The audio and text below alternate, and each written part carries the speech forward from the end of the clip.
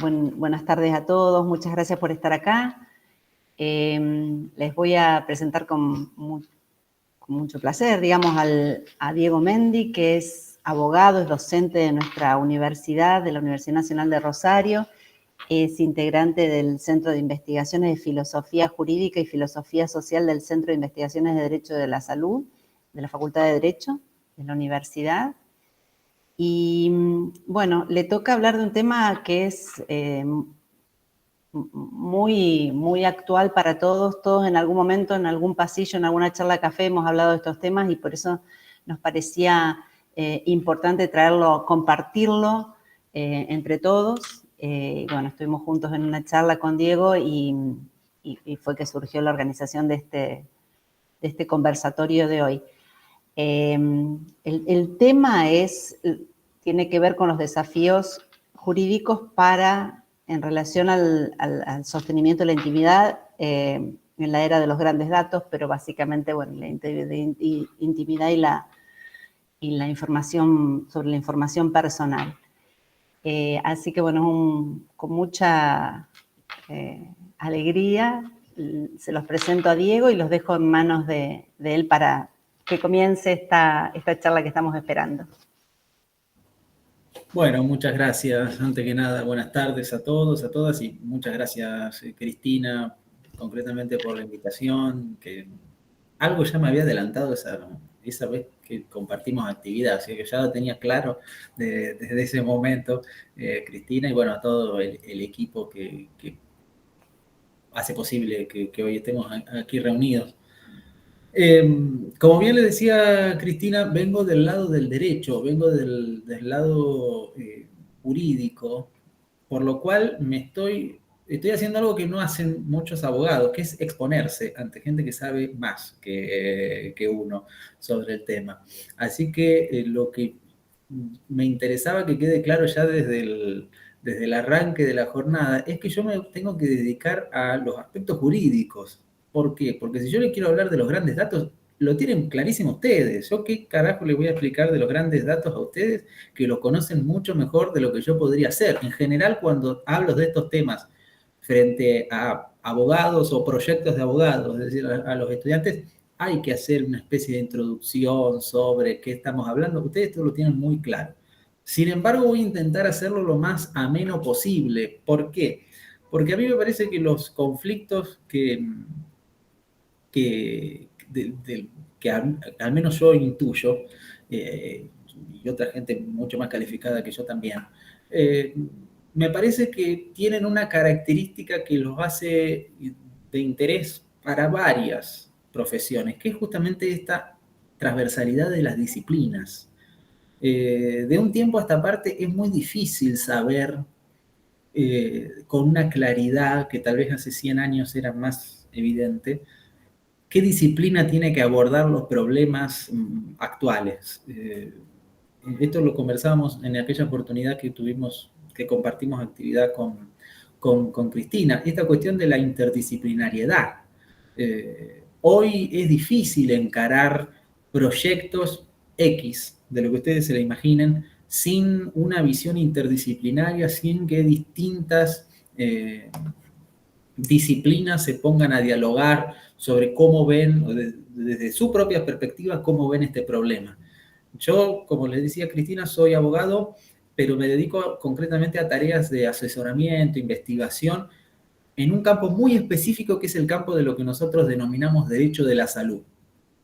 Y dentro del derecho de la salud, ustedes se imaginarán que un gran tema de actualidad es el manejo de datos de salud. Concretamente, cuando nos introducimos al universo de lo que es la salud digital, el aprovechamiento de inteligencia artificial para el mejoramiento de la salud, cómo a través de, por ejemplo, un tema de mucha actualidad es la medicina personalizada, cómo eso trabaja directamente con datos, cuáles son los vínculos sanos, podemos decir, para el tratamiento de esos datos, para mejorar la salud sin lesionar la intimidad. Bueno, ahí hay claroscuros bastante interesantes por los cuales la gente que nos dedicamos navegamos, y es desde esa perspectiva, se los adelanto, que yo me choco con el problema de los grandes datos y la intimidad. Entonces, primera aclaración inicial, esto yo lo planteo en términos de diálogo. Sí, yo tengo algunas cosas que les quiero decir esta tarde, pero si ustedes me quieren interrumpir en cualquier momento, háganlo, porque me parece que la visión que necesitamos, y segunda adelanto, a las más preguntas que respuestas que yo voy a plantear esta tarde, necesariamente tienen que venir en un sentido constructivo entre las propias disciplinas. No es que ahora vienen los abogados del plato volador y van a resolver los desafíos jurídicos para el sostenimiento de la intimidad en la era de los grandes datos. No creo, por lo menos yo, que sea necesariamente esa la salida. Desde lo jurídico aportamos una visión que necesariamente va a tener que ser complementada por todos los actores que entran en la mesa. Dicho esto, el panorama general. Ustedes tienen muy en claro las cuestiones, o mejor dicho, los potenciales que se le abre camino al hombre, muy en general, con los datos hoy. Es decir, los datos existieron siempre, hoy tenemos una posibilidad de manejarlos, de influir sobre ellos, de exprimirlos, brutales. Esta es la parte donde yo les decía, no tengo que explicarles nada. Así que eso lo tienen muy claro. Ahora, ¿qué es lo que sucede? La cabeza de los abogados, pero más profunda, el sistema jurídico se apoya sobre ciertos pilares estructurales que yo creo tienen algún grado de incompatibilidad con el mundo actual, pero sobre todo con lo que intuimos que viene. Y voy a explicar esto durante toda la tarde y quisiera saber si ustedes coinciden o no, o qué les parece. Ustedes tienen en claro, lo sabe, diría que cualquier abogado, y ustedes lo saben con especial intensidad, que hay dos llaves, dos herramientas clásicas, tradicionales, podríamos decir ya a esta altura históricas, que el derecho establece para acceder a los datos. El consentimiento informado y el anonimato. Podemos, en una gran simplificación, siempre las respuestas del ordenamiento jurídico, de los marcos normativos, siempre va sobre esas dos tareas. Por un lado, y bien simplificado, la autorización expresa de la persona que es titular de los datos para que me brinde esa información, es decir, ponerla de sobreaviso, quiero tus datos para esto, los voy a usar con este fin, e inclusive, cuando esos datos tienen cierta carga lo suficientemente valiosa de su dignidad, y ahí entra lo que nosotros conocemos por la Ley de Datos Personales de Argentina como los datos personales sensibles, pone sobre la mesa otro requisito el derecho, tradicionalmente, y esto es una característica de todos lados, que es el anonimato. No hace falta que yo le explique ninguna idea elaborada del anonimato a personas que tienen claro el secreto profesional. Así que no hace falta. Pero siempre van sobre esa línea. El anonimato, la privacidad, la confidencialidad. Yo englobo todo bajo el anonimato, que es la idea de que, bueno, esta información no voy a revelar características del titular, o directamente la identidad, o características del titular que permitan la posibilidad de reasociar esos datos a la persona titular. Esas ideas clásicas del derecho, que inclusive si hoy vamos a ver proyectos nuevos, siguen estando en el corazón, en el núcleo. Por ejemplo, en oportunidad de esta conversación, pude revisar algún historial de proyectos que no vieron la luz del día en materia de estadísticas, etcétera, etcétera. Hay uno del 2019 que entiendo no llegó a buen puerto. Por ejemplo, en ese proyecto de ley que venía a reformar la ley de estadísticas, en el artículo 33 se planteaba en largo un artículo de 3 párrafos bastante contundentes sobre el anonimato, sobre las condiciones que se deberían cumplir al procesar datos para cumplir el requisito de anonimato, siempre estamos hablando de datos específicos, muy, muy sensibles de la personalidad. Vuelvo al caso siempre, el caso de los datos de salud, que son los que yo suelo manejar, entre comillas, un poco más.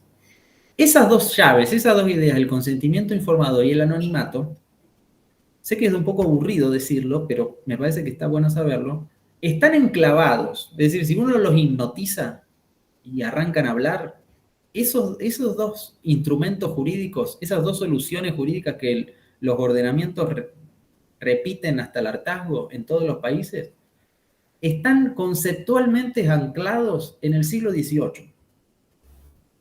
No hago un juicio de valor diciendo está 2, 3 siglos atrasados, eso es viejo. No me parece que porque sea del siglo XVIII sea intrínsecamente malo. Pero sí está planteado, está puesto en una sociedad completamente distinta, pero en una forma de relacionarnos completamente distinta. Tiene en la cabeza una persona humana completamente diferente. Yo sé que son cosas que pueden ser un poco abrumadoras, pero la idea del consentimiento informado, si uno se lo pone a pensar detenidamente, probablemente sea más ficcional que el anonimato. Porque de técnicas de reasociación de datos, eso lo tienen claro ustedes. Que hoy es mucho más sencillo reasociar un dato que hace un par de años, creo que lo tienen mucho más claro ustedes. Y hablo del anonimato porque después me quiero extender más sobre el consentimiento informado.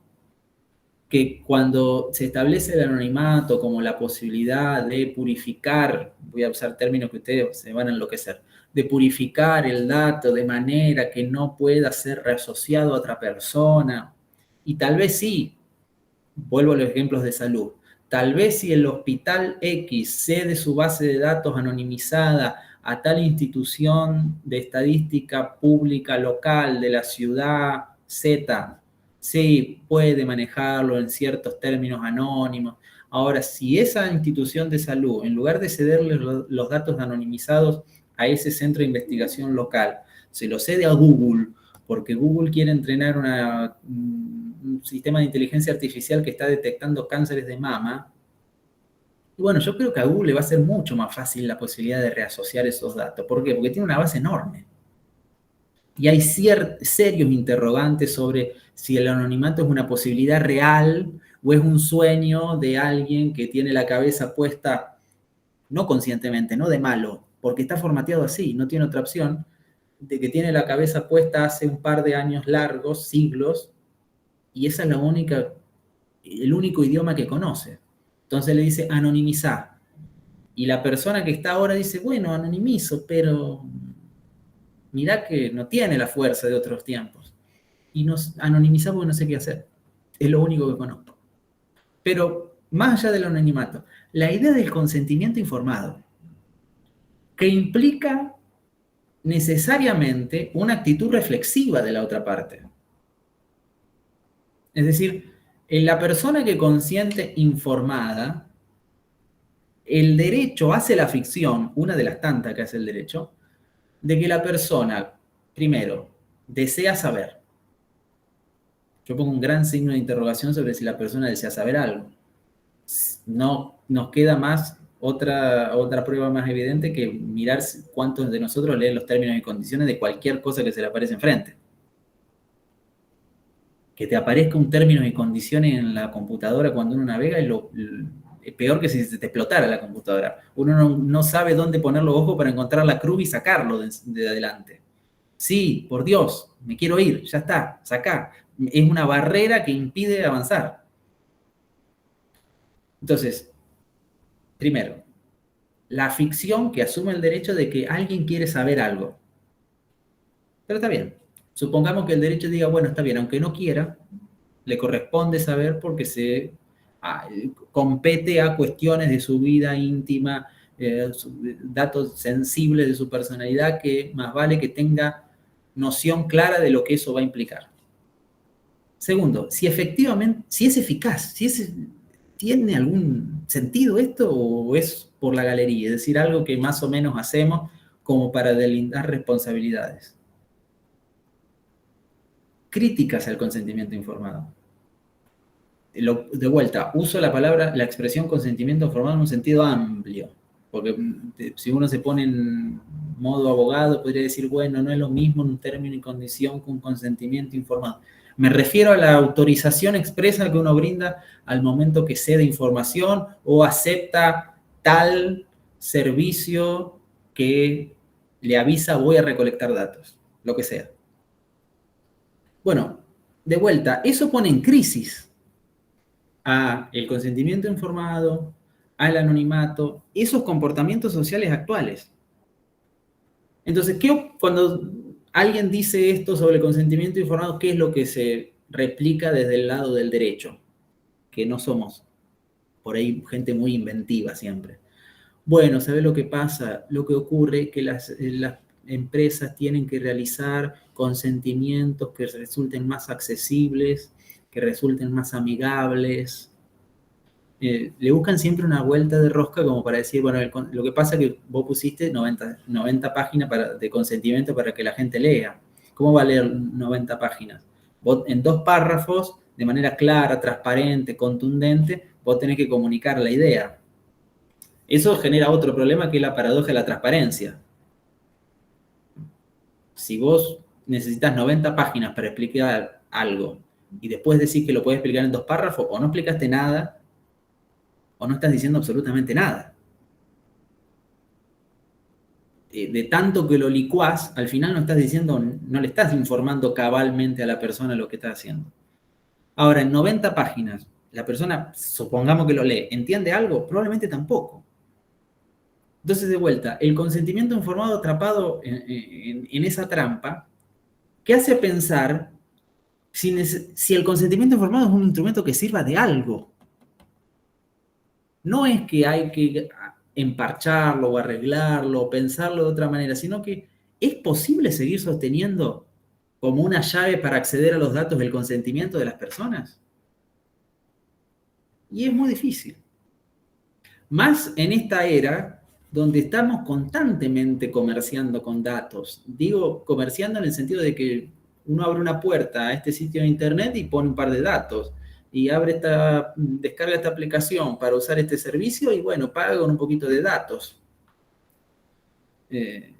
Entonces, es como una moneda de cambio más que como una cosa privada que yo tengo, que atesoro. Al contrario, estamos regando a todos los lugares donde vamos con un poquito de datos. ¿Esto qué hace? Bueno, a mí me enfrenta, y creo que al derecho en general, con la posibilidad de la incompatibilidad, que es más profundo que la necesidad de readecuar los instrumentos. Y les pongo 2 ejemplos que por ahí se van un poquito del tema, pero me parece que son ilustrativos. Para que vean el lenguaje del mundo actual o el que viene, pero que está ya por encima de nosotros. Por ahí a nosotros nos gusta decir el futuro porque nos da cierto sentido de irresponsabilidad sobre lo actual, pero está encima de nuestro. Y la cabeza o la concepción del mundo del sistema jurídico, que por eso genera tanta incertidumbre. El mundo actual habla el idioma del blockchain. Entonces dice, bueno, ustedes lo deben conocer mucho mejor que yo. Este es el gran libro donde se registra información que nunca se pierde, que nunca se borra, que es permanente. Mira cuántas ventajas hay para operar financieramente en el blockchain, porque esta tecnología lo podemos usar a modo de libro contable, entonces vos podés ir a registrar todas las operaciones financieras que realizaste, que se realizaron en la historia, que se registraron en blockchain, porque ahí nada se pierde, nada se va. Esto es permanente, esto es para siempre. Acá nada se elimina, nada se altera, nada se hackea. Ese es el lenguaje. Si se hackea efectivamente o no, si es seguro o no, no quiero entrar en esa discusión, pero esa es, digamos, la manera en que nos venden el blockchain, que yo creo que es efectivamente así. Es ese lenguaje. Por otra parte, estamos los de que hacemos derecho. Y nosotros, los que hacemos derechos, en 2023, le decimos a las personas que tienen derecho al olvido. Es decir, nosotros hablamos un lenguaje por el cual le enseñamos a chicos que están estudiando ahora, abogados, que en 6 años se van a recibir y van a salir y repetirle este verso a la gente que va por la calle, le va a decir, mira, ¿a vos hay algo que te traumatiza de tu vida? ¿Que te parece que no es de interés para la sociedad, que pertenece a tu foro íntimo? Y que pasó un tiempo lo suficientemente prudencial como para que eso desaparezca de la escena. Bueno, te voy a hacer efectivo tu derecho al olvido. Entonces hay una Corte Suprema, que yo puedo hacerle 1000 críticas, pero no es la Corte, es el sistema jurídico, que dice, usted señora, que tiene estas fotos de su vida íntima de hace tantos años, que se reinventó, que ahora tiene un perfil familiar, que no quiere que se la siga asociando a esa vida que llevaba más de joven, y ahora tiene un perfil mucho más apto para todo público si uno quiere. Bueno, no se preocupe, yo voy a eliminar todo eso. Vamos a asegurar que los motores de búsquedas eliminen cualquier imagen que a usted la asocie a eso. Eso va a desaparecer. No va a existir más. Derecho al olvido. ¿Ven esta incompatibilidad? El mundo actual me dice, acá nada se pierde. La información es para siempre.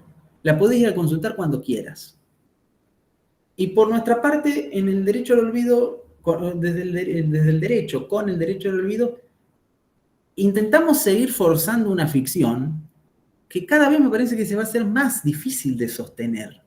¿Por qué? Porque el derecho al olvido es una construcción propia del siglo XVIII, de la Revolución Francesa, está enclavado ahí, está enclavado sobre ideas filosóficas profundas, está enclavado sobre la libertad, sobre la autonomía de la voluntad fuerte, cosas que desde esa etapa hasta hoy se fueron desgajando, y ni hablamos si entramos al debate libertad o la libertad de la persona humana y los grandes datos.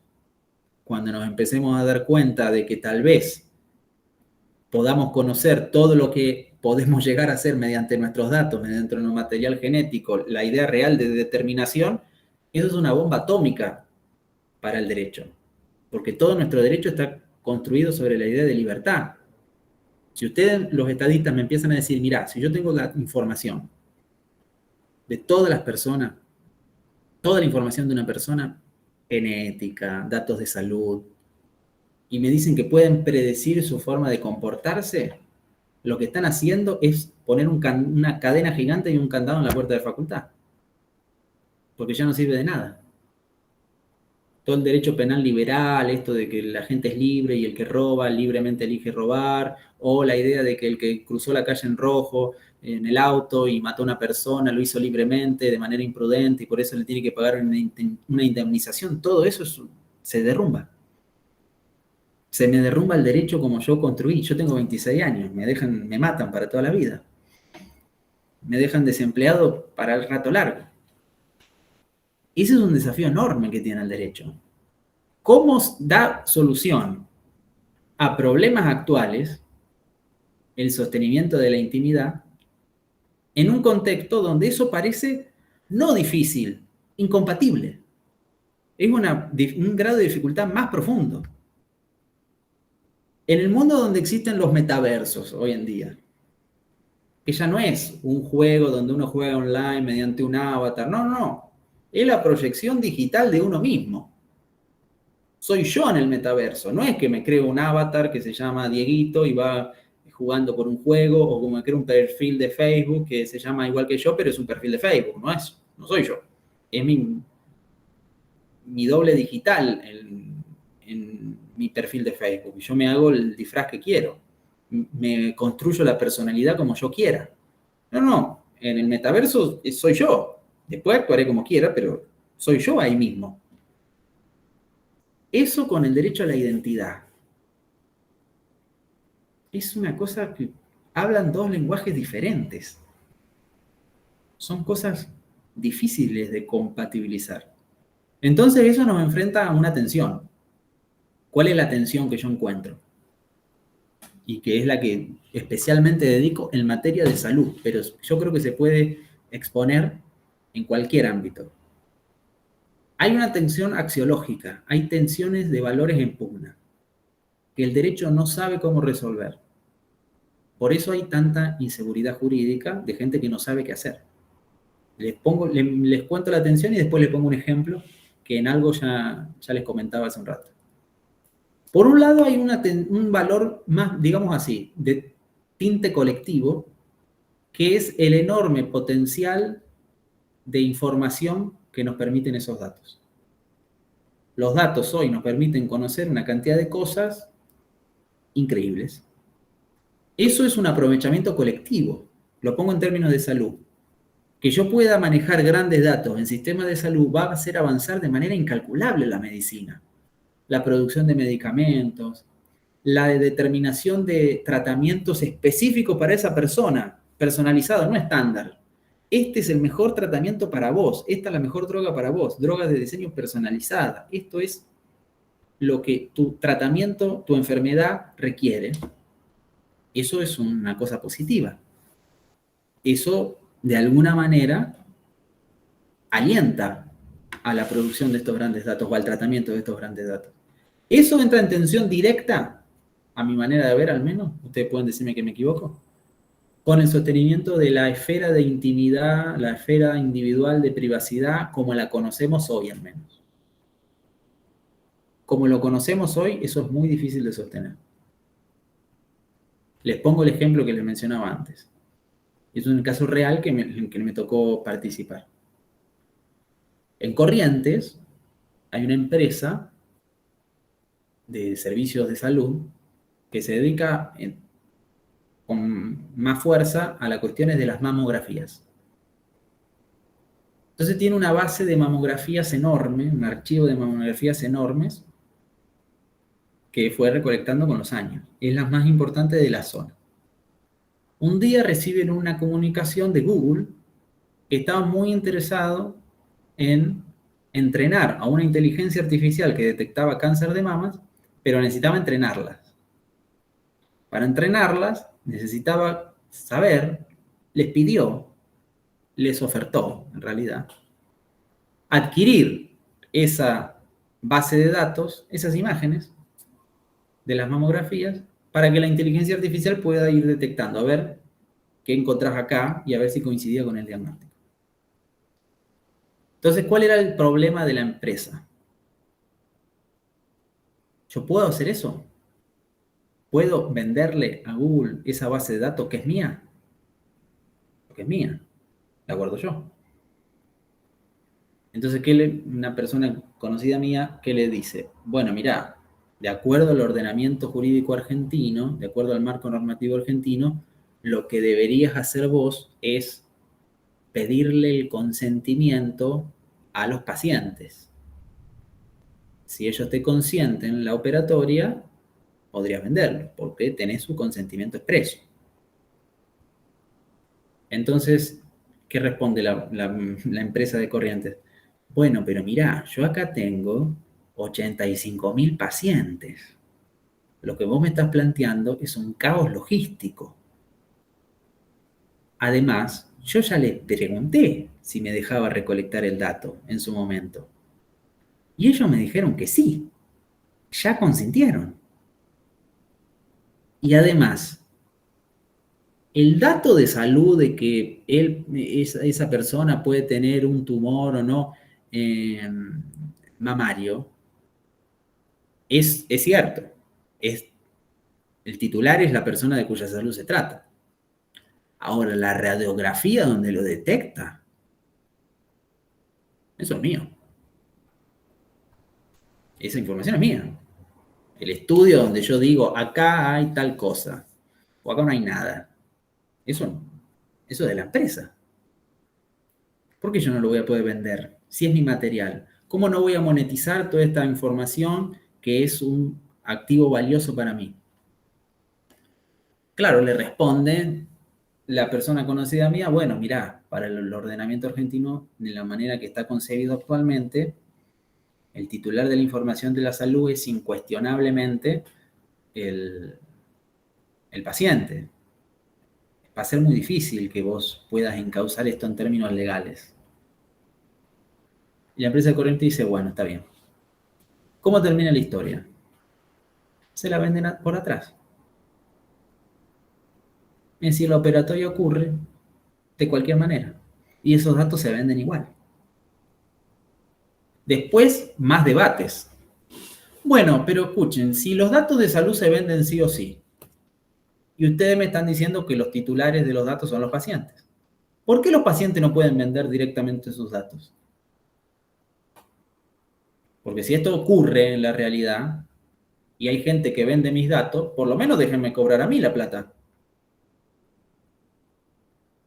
Son debates que se están abriendo. Hoy, en relación a los datos, se discute, uno, la posibilidad de monetizar datos de salud. Yo sé que puede sonar muy chocante.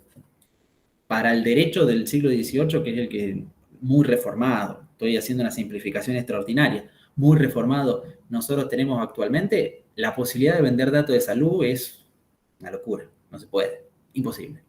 Hoy se está debatiendo eso. De vuelta, ¿se debería vender datos de salud? Eso es el interrogante que yo se lo dejo a ustedes.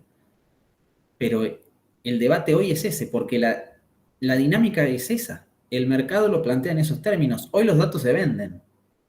Nosotros podemos decir que no nos gusta y podemos prohibirlo por ley, pero con dificultad eso va a tener algún efecto.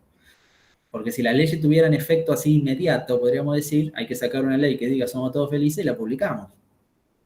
Entonces somos todos felices.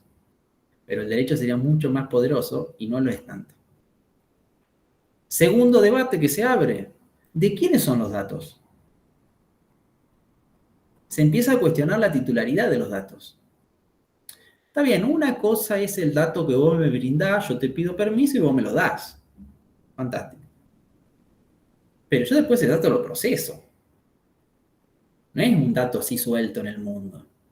Yo lo proceso, obtengo información de ese dato, ¿y por qué después no puedo vender esa información? No, bueno, mirá, porque versa sobre datos sensibles de la persona. Sí, está bien, pero son dos cosas distintas. Es como que vos no me dejes vender el queso porque no le pediste permiso a la vaca para dar la leche. Son dos cosas completamente diferentes. Hay gente que empieza a decir. Y entonces se cuestiona o se empieza a cuestionar la titularidad de los datos. Se cuestiona de manera solapada, ¿cuáles son los debates hoy en el derecho? La pregunta por quiénes son los titulares de los datos no importa. Lo que importa es que se traten de acuerdo a estándares de anonimato. De vuelta, siempre las mismas debates, siempre la misma solución, anonimato. Bueno, pero realmente, ¿se puede anonimizar algo sin esterilizarlo? Porque puede ser anónimo para vos, pero no para otra persona con mucha más información. En fin, la tensión que al menos yo identifico es esta.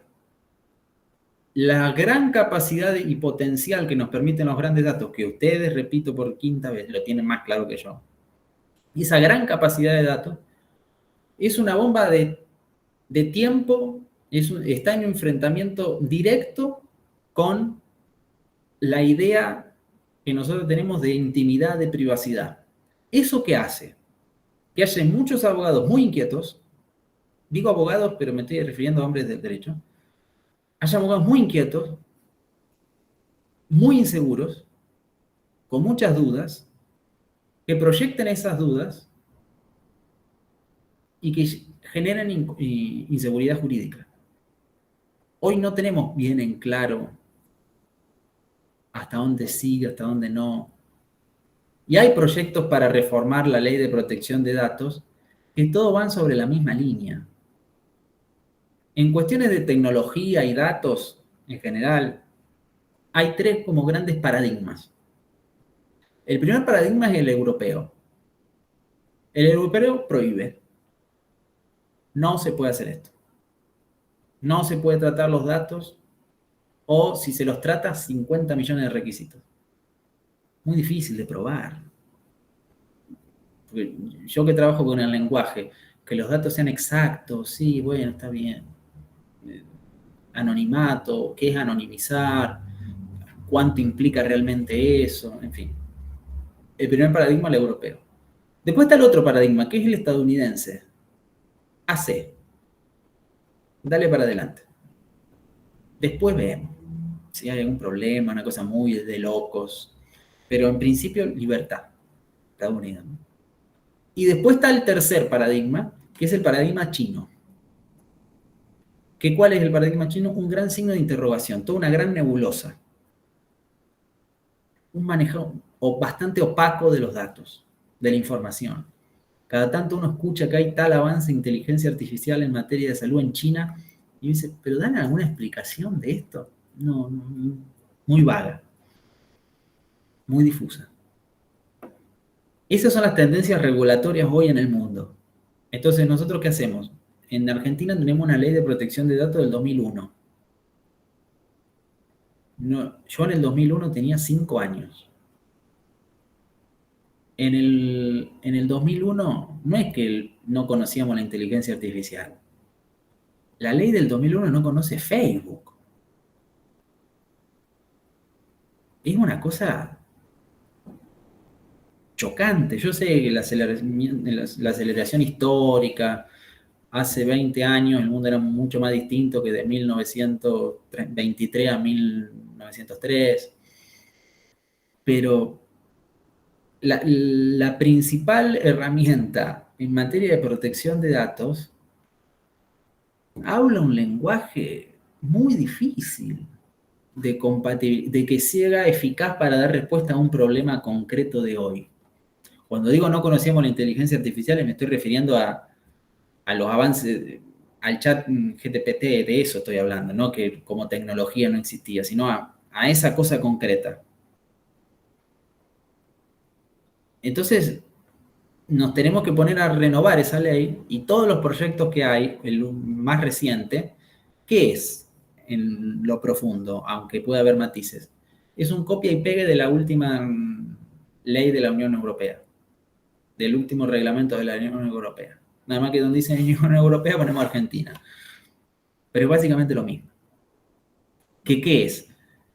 La resofisticación de la idea de que a los datos se llega con consentimiento informado y con el requisito de anonimizar los datos. Nada más. ¿Eso sirve? Creo que no. ¿Cómo lo reemplazamos? No tengo ni idea. Más profundo, ¿los podemos reemplazar? Tengo muchísimas dudas. Entonces, al panorama al cual vamos, el camino al cual vamos es de más incertidumbre que otra cosa. Yo les digo la verdad, para que no se depriman. Yo creo que la incertidumbre es nuestra. Cuando digo nuestra, quiero decir del derecho. Nosotros no sabemos cómo manejar esto. ¿Por qué? Porque no sabemos si vale la pena. Porque cuando yo hablo del sostenimiento de la esfera individual de privacidad, implícitamente estoy poniendo ahí un valor. Estoy diciendo la intimidad hace a la dignidad de la persona. Y todas las personas son dignas. Por lo cual hay que proteger la intimidad. Eso es la Revolución Francesa. Sí, en el medio está el discurso de derechos humanos del siglo XX, pero hay un canal directo. Eso nosotros lo venimos diciendo por lo menos hace 200 años, tal vez más. Ahora está el discurso de derechos humanos que es mucho más comercial. Todos tenemos derechos humanos. Digamos, mi hermana, que no es abogada, sabe que tiene derechos humanos. Quiero decir, a esto me refiero. Todo el mundo lo conoce. Ahora, mi hermana, que no es que tiene 2 años, mi hermana tiene 3 años menos que yo. Mi hermana tiene mucha menor conciencia sobre la importancia de la privacidad. Me parece que hay que mirar a la gente más joven. La gente más joven no pone un valor en la privacidad. Ustedes me pueden decir, está muy mal, coincido. Alguien me puede decir, está muy bien, perfecto. Pero hay que ver lo que pasa. Después nosotros podemos hacer el juicio de valor, que a mí me parece que los abogados lo tienen que hacer. Pero estoy describiendo un escenario. Ustedes se darán cuenta que los límites de la privacidad se han corrido brutalmente. Hoy están mucho más debilitados. desde el momento que alguien publica toda la noche que va a comer. Saca una foto de lo que se pone delante del plato. De ahí para arriba, todo se ha corrido. Entonces, ¿cómo cuánto vale la pena seguir defendiendo la privacidad si no es una preocupación del mundo actual? Al menos no en los términos tan estrictos con los cuales nosotros lo conocíamos. Entonces, si la privacidad va decayendo, o al menos como la entendíamos, con los contornos tan rígidos que nosotros la entendíamos, y se va flexibilizando, adelante con la investigación. ¿Por qué yo me voy a privar de la posibilidad de aumentar el conocimiento científico mediante el procesamiento de datos? Y después la otra pregunta, ¿puedo hacer algo si yo quisiera prevenirlo? Si quisiera frenarlo. A mí me parece que no. Si quieren que le diga la verdad. Me parece que nos excede. Es una problemática que, de vuelta, yo no puedo hablar de lo que ustedes saben. Me toca hablar, y como puedo, de los desafíos jurídicos. ¿Cómo le encontramos la solución a esto? Ustedes agarren a todos los abogados del mundo, encierran en una pieza 50 años y no la van a solucionar. ¿Por qué? Porque necesitamos la perspectiva de afuera. Porque nuestra cabeza está encorsetada en un modelo filosófico, etcétera, etcétera, técnico jurídico, que está en otra sintonía. Para ponerlos en la misma frecuencia necesitamos el diálogo interdisciplinar. Por eso yo siempre festejo estos espacios. Por eso, cuando yo hago salud, me gusta que me hablen los médicos, para ver cómo ven ellos el problema. Como cuánto necesitan ellos el dato de salud, ¿para qué? Porque yo le estoy diciendo, no, para acceder a los datos de salud tiene que contar con el consentimiento expreso del paciente, entonces para ir a revisar la historia clínica electrónica necesita la autorización del paciente. Y por ahí obstaculizo el... Me dice, no, mira, yo esto lo podría solucionar mucho mejor. De esta forma. Dejando un registro, sin tener que pedir permiso, pero estableciendo que yo, médico, entré en tal hora, en tal lugar, a tal datos, y que la persona titular de esos datos pueda controlar y decir, ah, mira, este tal accedió a mis datos de salud. ¿Por qué accedió? Y si hay un mal uso, reportarlo. Pero de vuelta, son estos los interrogantes que yo les quería plantear un poco esta tarde. Espero no haberlos aburrido tanto. Sé que en el chat hay un comentario, lo quisiera leer, pero después me gustaría que abren los micrófonos Sí, hay un comentario de Juan Pablo, no sé si él lo quiere hacer directamente o quiere que lo lea, no sé. Sí, en realidad quedó en el tiempo, era parte de cuando estabas explicando el tema de la venta del dato. Mi nombre es Juan Pablo Incosiati, yo soy administrador sanitario. Sí. Y en realidad me quedé con una duda, porque vos explicabas que el dato es del paciente, al mismo tiempo el dato pasa a ser de la empresa de salud, pero también hay un tercer juego ahí. Es decir, suponete que yo soy paciente, que me atiendo por una obra social y que a esa obra social hay que hacerle una devolución del dato de las prácticas médicas que se pudieron haber llevado. Entonces mi duda era, ¿el dato es mío como paciente? ¿Es de donde me hice los estudios o es de la obra social? No sé si es una tontería mía. No, para nada. Te doy la respuesta que nos diría la ley, que nos dice la ley. El dato es del titular de la persona de cuya salud se trata, del paciente. El dato es del paciente. Ahora resulta que ahora ya creo que no lo hacen más, pero no, la verdad que tendría que revisarlo. Hace un tiempo, antes de la pandemia, yo me sacaba sangre con un sanatorio muy conocido acá de la ciudad de Rosario, y un día me dijeron, no te preocupes, porque yo me tenía que hacer los análisis de sangre y quería saber cuándo iban a estar para ir con el médico, sacar el turno con el médico. Y un día me dijeron, no te preocupes, te lo mandamos por mail. ¡Ah, qué bueno, Dios santo, qué alegría yo tenía! Qué reconfortante, no tengo que venir a buscar 2 papeles, hacer una cola de media hora para sacar 2 papeles inmundos. Bueno, Estuve esperando el gran medio sofisticado por el cual me iban a hacer llegar datos personalísimos de mi salud. Y no me refiero al colesterol. Yo me lo hacía, por ejemplo, por una cuestión de ver los valores tumorales. Esa información tan sensible mía, yo quería ver cómo llegaba mediante el mail. Y fue el mail que era más o menos así. Estimado /A, 2 puntos. Adjunto enviamos un análisis de sangre, punto. Saludos cordiales, sanatorio tal. Y un archivo adjunto.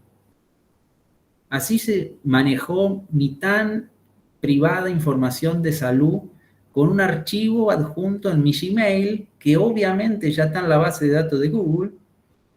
Y entonces yo me vuelvo loco diciendo, no, los datos son míos. Y resulta que Google dice, mira, acá hay un PDF que me dijo que vos tenés colesterol. ¿Por qué no tomás las pastillas colesterolín para bajarte el colesterol? ¿Y yo qué hice? Yo consentí. Yo le dije, sí, mándamelo por mail, gracias, Dios. Los datos son del paciente. Eso dice el derecho hoy en la Argentina. Y la verdad, en gran parte del mundo. Hay 2 preguntas que se desprenden de esa. La primera, ¿es solo del paciente?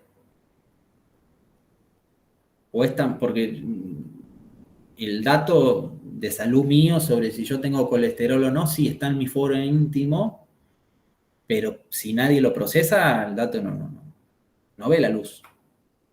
Y después, el informe de ese dato, donde una persona que agarró un pico y lo sacó de la roca. Ese dato puesto en el informe ya no es también de la institución de salud. Y si lo gira porque era una operación autorizada la prepaga. La prepaga también tiene ese dato de salud. Y es un dato de ellos, saber cuántas autorizaciones de tal operación hicieron o de tal tratamiento hicieron. También es de ellos. Por motivos propios, quiero decir. Y no debería poder comercializarlo, si quiere. No. O sí, con la autorización de las personas. Y la segunda pregunta es, ¿vale la pena hacerse la pregunta por quién es titular? Eso dice el derecho hoy. El derecho está queriendo romper la lógica de quién es el titular de los datos para decir, mira, siempre y cuando los datos se traten de manera anónima, es decir, si la prepaga o la obra social vende esa base de datos a X de manera anónima, sin que pueda identificar quién es el titular de esa información, no hay problema. A esa es la pregunta siguiente. ¿Existe el anonimato acabado, definitivo? ¿O el anonimato siempre es circunstancial? Porque si vos le vas a preguntar al derecho, él te dice el anonimato total, no el circunstancial. Él cree que solo existe ese anonimato. Y ahora nosotros, o ustedes, mejor dicho, siempre coyuntural el anonimato, dependiendo para quién, con qué información, quiero decir. Son interrogantes, Juan Pablo. Si yo te tengo que dar una respuesta jurídica hoy, te digo, el titular de la información es el paciente. ¿Por cuánto tiempo más? No sé. Perfecto, sí, eso lo tenía en claro, pero bueno, también tengo en claro, nosotros analizamos muchos datos sobre salud y realmente se analiza el dato sin saber a quién corresponde. Es decir, porque para vos. Dentro del área epidemiológica trabajamos con proyecciones para 4 años, como se hacen epidemiológicas, y en realidad lo que importa es qué aporta ese dato sin importar a quién corresponda. Por eso, en este caso... Para vos. Para mí, pues claro, para mí es anónima. Por eso era mi pregunta. Perdón. La pregunta es pertinentísima. Muy bien. El problema es que para los que somos analistas de datos, perdón que me meta, para los que somos, una reflexión, a ver qué me decís, Diego. Para los que somos analistas de datos, el dato, tenemos una unidad, en este caso que vos decís, es ser una persona, un paciente o quien sea, y son datos de salud. Pero en otra oportunidad pueden ser datos bancarios y en otra oportunidad pueden ser datos de propiedades, y en otra oportunidad pueden ser ladrillos o lo que sea. Entonces, digamos, claro, hay datos que, por ejemplo, datos bancarios, que si vos decís, bueno, como vos decís, bueno, a ver, en definitiva, dar el consentimiento o no darlo, termina el dato siendo un poco de todo en salud. Pero si son datos bancarios, por ejemplo, o sea, el derecho tiene que tratarlo a todos los datos como... Bueno, ese es otro debate actual, que se dice, mira, los datos de salud son una categoría tan específica que vos no lo podés meter en la bolsa de los otros datos. Tenés que correrlos, tenés que apartarlos, porque la ley del 2001 que tenemos vigente hoy dice datos sensibles y dentro de datos sensibles mete los datos de la afiliación sindical con los datos de salud. ¿Y cuál es la correlación entre, no, me parece a mí, no tiene tanta importancia si vos estás afiliado o no a la COAD y si tenés diabetes? Me parece que no están en el mismo rango. Hoy reciben la misma respuesta jurídica. Ahora, siempre y cuando los datos sean ladrillos, nunca va a haber problemas, ¿eh? No va a haber ningún tipo de problema. El problema es cuando el dato tiene tanta carga que impacta sobre la intimidad. Ahí se produce la desconexión. Perdón, Pablo, que tenía la mano levantada. Sí, no, también en el ámbito de la ingeniería actualmente hay muchos métodos de recolección de datos sobre viajes que se hacen a través de, por ejemplo, la posición de los teléfonos, ¿no? Entonces, a uno le están investigando dónde está en cada momento por la localización de su propio teléfono. Si ustedes van a Google o a Movistar o a cualquier otra, pueden comprar esa información, pero se la dan agregada y, entre comillas, anónima, cosa que queda un poco en el aire, que podrían dársela, digamos, o ellos tienen acceso, digamos, a la venta está todo agregado, pero ellos tienen acceso a información susceptible como dónde estoy yo en este momento, por ejemplo, ¿no es cierto? Entonces, en el ámbito del transporte, está ahí incluso metodologías que detectan el IP de un teléfono que tiene habilitado el Wi-Fi y lo van siguiendo a través de varios puntos en la ciudad. Por supuesto, todo termina siendo, entre comillas, anónimo, pero ese anonimato depende de la empresa. O sea, es un problema ético de la empresa. Si vos me mandás todos esos datos a mí, yo no voy a tener ni posibilidad de asociar esa información. Para mí es absolutamente anónima.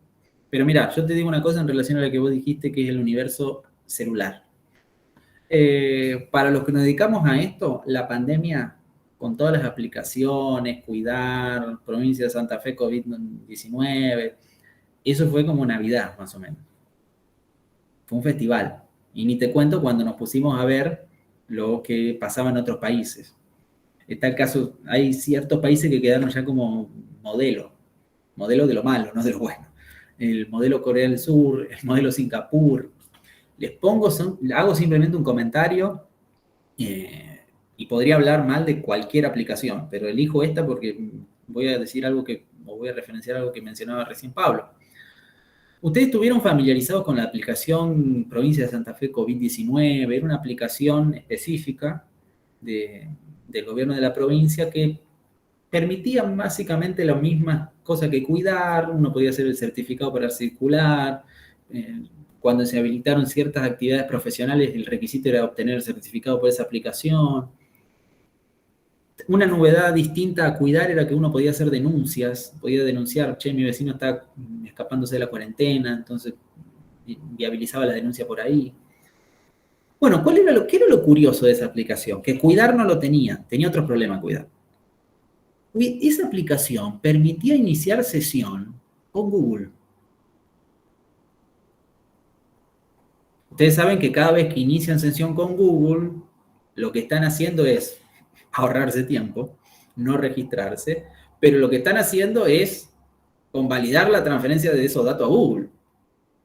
Es, de vuelta, el pago que hace uno por ingresar ahí. Entonces, uno ingresaba a esa aplicación provincial, estatal, pública, de un organismo público, donde uno cargaba y decía, che, tengo COVID, o tengo tanta fiebre, datos de salud, además de la georreferencia, pero lo de Google, la georreferencia se la saca por 50 millones de lados, el menor de las novedades para Google, la georreferencia. Pero esos datos sensibles, la posibilidad de que estén en Google.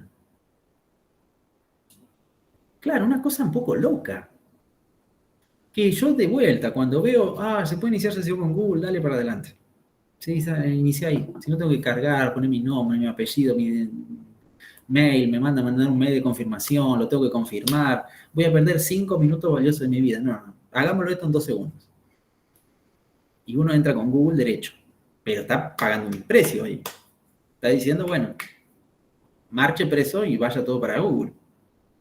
De vuelta, todo lo que es el sistema aplicaciones es un gran signo de interrogación.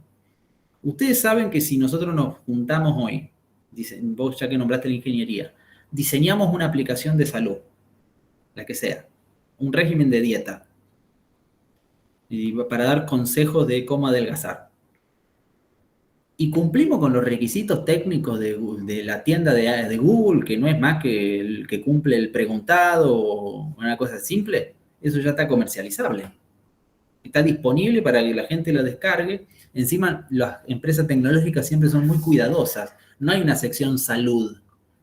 La sección se llama fitness, belleza. Son siempre medio delicados. No quieren decir, mira, acá estamos ofreciendo cuestiones de salud. Seguí esta dieta. ¿Quién me manda a seguir esta dieta? ¿Hay algún nutricionista? No, Diego Mendi, que se aburrió de la abogacía y dice que le funcionó la dieta de la media luna. Tenés que comer 2 media luna por día y con eso adelgazas. 0 cuestión técnica. Procesamiento de datos, todos. Nadie impide que nosotros hagamos eso ahora. De vuelta, para el derecho hay una cantidad de cosas por hacer ahí, pero estamos en otra. Lo comento solamente, Pablo, porque vos nombraste lo de la ingeniería. Perdón, veo que hay manos. Sí, hay 2. Román y Marcos. No sé, seguimos. Sí, no, yo me quedé con lo que decía Pablo, o bueno, también va de la mano con todo lo que está hablando. Como vos decís, una moneda de cambio. Pero bueno, también ahí se evalúa, bueno, qué estamos comprando, digamos, qué es lo que la contraprestación que estamos recibiendo. Agarro el ejemplo de Pablo. Yo le vendo a Google mi ubicación todos los días, con tal de que me diga el colectivo viene a esta hora y me deja a tal hora en tal lugar. Por ejemplo, una decisión mía. Sí. Está bien. Y así. Cuando vos decís es una decisión mía, me estás diciendo que consentiste informadamente. Vos sabías lo que te estaba jugando, ¿o no? ¿Me estás diciendo eso? Sí. Claro. Esa es la respuesta que da el derecho. Lo que yo le planteo es interrogantes. ¿Cómo cuánto vos reflexionaste sobre eso? Sobre las consecuencias reales de eso. Porque vos estás asumiendo la ficción de que realmente detrás de eso hay una conducta lo suficientemente reflexiva. Y vos me podés responder, y yo te lo tomo, a mí no me importa. ¿Qué es lo que decíamos hace un rato sobre el corrimiento de la intimidad? Está bien, la intimidad vos la entenderás así tan cerrada, yo la entiendo mucho más flexible, a mí qué me importa, que tengan mis datos todos. No me interesa. Claro. Y quería, perdón que te interrumpa, quería darle la opinión porque justamente por ahí va un poco en contra de lo que plantean ustedes y justamente yo soy una persona por ahí más joven y lo veo de otra forma. ¿Ves? ¿Cuántos años tenés, Román? 23 años. 23 años. Román por Riquelme, ¿no? No. No, nada que ver. Por Román. Ok, fantástico. Bueno, a ver, claro que sí. No es por ser... Es que si no, tampoco se puede vivir ya a esta altura. Bueno, esa es otra cuestión. La idea de que muchos plantean de, che, yo no acepto los términos y condiciones, me saca de la página. Qué vivo que son. ¿Vieron cuando entran a Zoom y están grabando y les tira la notificación de si consentís que te graben o no? Y vos pones, no quiero que me graben, listo, afuera. Afuera de Zoom. No, pero no me podés dejar ahí con la cámara apagadita, sin el nombre. No. Afuera. De vuelta.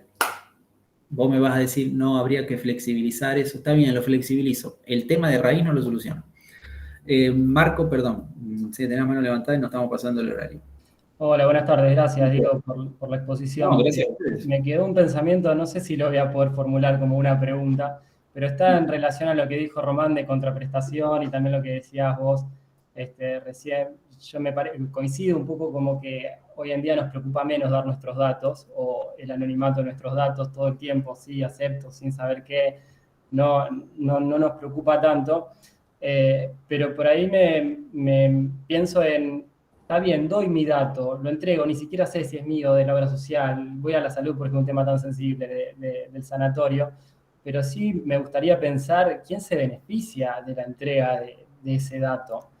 Porque ya sea la obra social, ya sea el sanatorio o alguien lo vende o alguna institución, organización privada, no privada, lo que sea, para desarrollar alguna técnica de diagnóstico, algún tratamiento, ¿cómo vuelve eso a mí siendo el origen del dato? Está bien, fue procesado, analizado, todo eso, ¿no? Eso es lo que dicen. Sí. Dejen vender a los pacientes sus datos. Claro, por eso, ¿no? Porque ¿cómo vuelve eso? Sí, avanza el conocimiento científico, se desarrolla una nueva terapia, lo que sea, pero yo seguramente no voy a tener acceso a eso, o no No. lo voy a tener acceso si no cuento con un buen capital, o tal vez en el largo plazo voy a llegar a eso mediante la intervención del Estado que hace que eso baje.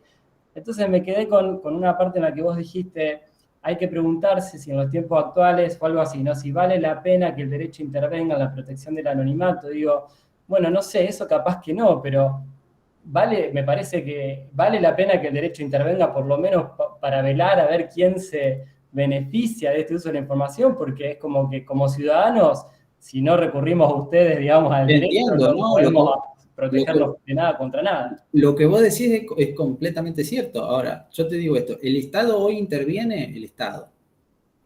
Ese es un tema también que no quiero entrar. El Estado como figura casi anacrónica de grandes cuestiones internacionales, y hoy nosotros tenemos grandes problemas de soberanía, pero no quiero entrar en eso porque es otro tema. Porque nosotros tenemos a cuidar que tiene la base de datos en Amazon, entonces, bueno, pero no importa. Te iba a decir algo y se me fue.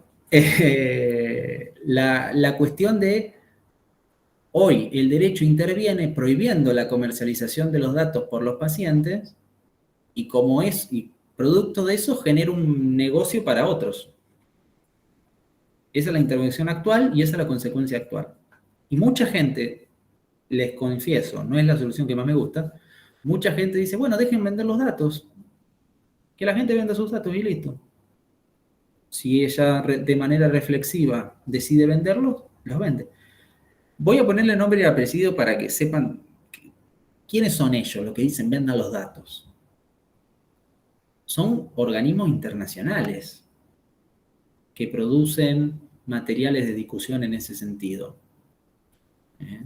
Los organismos internacionales, yo estoy más vinculado con el salud, pero esto es más genérico, son los que ponen leña en el debate. Es el BID el que dice, che, hacia la nueva transformación de los datos de salud. Y te dicen, che, bueno, ¿por qué no lo vendemos? Claro, uno podría ser un poquito más vivo y decir, ¿no habrá un interés acá atrás? Y probablemente sí, hay un interés ahí atrás. Pero, de vuelta, la tensión. Si nos cerramos demasiado, probablemente quedemos estériles ante una revolución que nos pasa por arriba. Si nos abrimos demasiado, probablemente estemos mediatizando todo y todo se transforme en un compra y vende donde siempre termina desfavorecido quien se encuentra en una posición de mayor vulnerabilidad, sobre todo económica. ¿Qué hay que hacer? Encontrar soluciones ingeniosas. ¿Cuál es la novedad del fenómeno para mí? Que no pueden venir de una sola disciplina. Si yo pretendo entender el problema sin ir a pedirle consulta a ustedes o que me digan cómo la ven, va a chocar. Porque nosotros estamos hace 300 años diciendo, y perfecciona el consentimiento. Anonimiza un poquito más. Y ya no da. No va más. No va más así, por lo menos. Así no va más. Porque yo tenía el consentimiento informado y ahora me atienden a través de una aplicación y le digo, bueno, ponerle un cartel digital. Ah, qué vivo, che. La verdad que me rompí pensando en la solución. Entonces ahora en vez de no leer y firmar, No leo y hago un clic. Listo, adentro, que llueve. No. Necesitamos soluciones más creativas. Lo único de certeza que tengo sobre el problema es que no son unidisciplinares, son transdisciplinares. Mucha gente metida en el medio. Por eso los equipos de trabajo actuales son multidisciplinares. Intervienen estadistas, intervienen abogados. Vuelvo, perdonen, siempre el mismo tema. Hoy lanzar un servicio de salud digital, ¿se necesitan médicos? Sí. ¿Se necesitan ingenieros? Configuren. Se necesitan estadistas que permitan, que entiendan cómo procesar los datos. Se necesitan abogados que aporten esa perspectiva. Es muy difícil. Los grupos de 5 amigos de la misma profesión se juntan e impulsan este proyecto. Ya no existe hoy. Se necesita diferentes visiones de problemas cada vez más complejos. En realidad lo que parecía una conversación donde yo le venía a contar algo, en realidad es lo contrario. Yo le vengo a pedir ayuda. A que me ayuden a resolver los desafíos jurídicos. Ustedes van a tener más claro el problema. Yo tengo mi aporte, mi cuestión de valor. Cómo encauzar esto para que termine siendo algo provechoso y no una herramienta que genere más inequidad, más brechas, etcétera, etcétera. Simplemente esto. Si hay más consultas, las recibo con todo gusto, no lo quiero demorar más. Ahí veo que Javier quiere decir algo. Sí, no, bueno, muchas gracias por la charla, muy, muy interesante. Pero no, yo me quedé un poco, iba a hacer otra pregunta, pero después me quedé con el tema del ejemplo de esta empresa de Corrientes. Entonces yo, como usuario de esa información de mi radiografía, una posición ideal para mí sería, bueno, que esa empresa, que el sanatorio se lo venda a Google y a lo mejor después esa empresa cobra menos la radiografía a mi obra social y mi seguro de salud después es más bajo con el tiempo. Lo que pasa es que eso después posiblemente no pase. Entonces, yo diría que con un poco más de fuerza, uno dice... Yo diría casi seguramente. Claro, entonces uno dice, no, toma, mis datos no los doy. Y chao. Y es una posición por ahí un poco... Yo una vez le dije a una abogada que estaba defendiendo muy fuertemente el paradigma del dato abierto, porque ese es el discurso, el dato abierto, que no se va a pedir consentimiento. Yo le planteaba todo esto. Y ella me ponía un ejemplo. Mirá, si hay un tratamiento para conseguir la vacuna contra la diabetes y vos no querés dar, diabético, no querés dar tus datos de salud porque no tenés ganas. Yo le dije, no tengo ganas. Y entonces me dijo, entonces sos un jodido. Porque vos frenás toda una investigación que podría salvar miles de vidas porque vos no querés. Es un debate que en el fondo es filosófico, pero necesitamos resolverlo entre todos. Me dijo, vos sos un jodido. Si vos no querés colaborar, sos un jodido. A mí todos los discursos que son el bien general, siempre me huelen medio raro. Les tengo que decir la verdad. Siempre tienen una cosa un poco extraña detrás. Y suelen terminar teniendo ciertas consecuencias negativas para las personas individualmente concebidas. Pero tampoco uno puede ser tan cerrado para no comprender de que la ciencia avanza y hay que hacerla avanzar. Y a veces avanza aunque uno no quiere. Entonces, a mí me encanta vacunarme y no morirme de COVID-19, pero claro, cuando inventaron la vacuna la probaban en chicos desnutridos de 13 años. Hoy yo digo, no, vacúnense todos. Pero en ese momento transgredían las normas para inventar la vacuna. En fin, de vuelta. Es mucho más complejo el problema. La idea es que no lo solucionemos nosotros, sino que lo pensemos. Hay una incompatibilidad entre el lenguaje del mundo que viene y, sobre todo, a ustedes no creo que les desvele tanto, a nosotros sí, las respuestas jurídicas que damos. ¿No estamos siendo un poco estériles? ¿No tenemos que revolucionar eso y acompañarlo? ¿Tenemos que mantenernos firmes y cerrados con la posibilidad de que nos atraviese esta revolución por encima? No lo sé. La verdad es que no lo sé. Son cuestiones para pensarlas entre todos y construir respuestas más colectivas que de las trincheras. Simplemente eso. Cristina, gracias de vuelta, Cecilia, desde la facultad, que ya es tarde, Cecilia. Ya. Sí, habíamos Vuelve, por prometido, favor. Diego, te habíamos prometido que no te íbamos a robar más de una horita y ya se pasó bastante más. Te agradecemos muchísimo, siempre es buenísimo reflexionar con vos todos estos temas y nos quedamos también nosotros pensando, porque nosotros tal vez vamos más desde lo técnico, desde lo tecnológico, y bueno, desde el lado de ustedes el desafío es avanzar pensando desde las leyes, ¿no? Siempre preocupándonos a ver qué es lo que pasa. Pero bueno, yo celebro estos espacios, siempre lo digo. Y de vuelta, enormemente agradecido a Cristina y a todos los que hoy se tomaron un tiempito para estar. Muchísimas gracias, Diego, y gracias a todos por estar acá. Les mando un abrazo grande. Que tengan buenas noches. Gracias. Gracias.